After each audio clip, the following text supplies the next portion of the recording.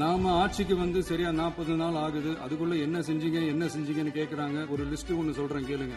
பெண்கள் பாதுகாப்புக்காக சிங்கப்பெண் சிறப்பு படை, 200 யூனிட் வரை கட்டணமில்லா மின்சாரம், போதைப் பொருள் ஒழிப்புக்காக தனிப்படை, குறுவை நெல் சாகுபடியை ஊக்குவிப்பதற்காக 134.83 கோடி சிறப்பு தொகுப்பு திட்டம், வழிபாட்டு தலம், ஸ்கூல், பஸ் ஸ்டாண்டுன்னு அதுக்கு பக்கத்தில் இருக்கிற 717 மதுபான கடைகள் மூடப்பட்டன. அங்க வேலையில் இருந்தவர்களுக்கு வேறு கடைகளில் வேலை, கவனிக்கப்படாமல் விடப்பட்ட அம்மா உணவகங்கள் புதுப்பிக்கப்பட்டன.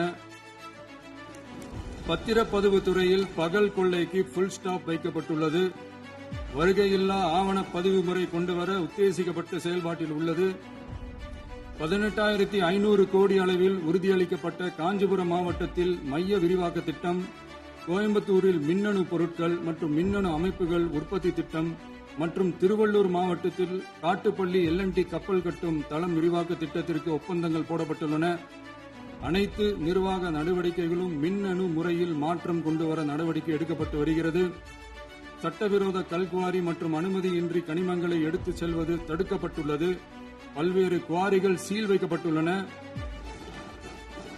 கனிமங்களை கண்காணிப்பது, எல்லைகளை நிர்ணயிப்பது மற்றும் ஆளில்லா விமானம் மூலம் அளவீடு செய்வது போன்றவற்றை செயல்படுத்துவதற்கான பணிகள் மேற்கொள்ளப்பட்டு வருகின்றன. அனைத்து துறைகளிலும் அலுவலர் தலையீடு இல்லாமல் லஞ்ச லாவண்யமற்ற தமிழகத்தை உருவாக்க அனைத்து நடவடிக்கைகளும் முடுக்கிவிடப்பட்டுள்ளது. இதெல்லாம் சாம்பிள் தான், இன்னும் இருக்கு. இந்த வெறும் 40 நாளுக்குள்ளேயே இவ்வளவு செஞ்சிருக்கோம்னா இனி வர்ற நாட்கள்ல கொஞ்சம் கொஞ்சமா படிப்படியா ஸ்டெடியா உழைச்சி லஞ்ச லாவண்யம் இல்லாத, ஊழல் இல்லாத, பெண்களுக்கு பாதுகாப்பான, சுதந்திரமான, டிரான்ஸ்பரண்டான தமிழ்நாட்டை நம்ம சொந்தங்களான தமிழக மக்களுக்கு தர்றதுதான் நம்மளோட ஒன் அண்ட் ஒன்லி டார்கெட். கண்டிப்பா அதை நிறைவேற்றியே காட்டுவோம். ஃப்ரெண்ட்ஸ், மறக்காம சர்ப்ரைஸ் பண்ணிருங்க.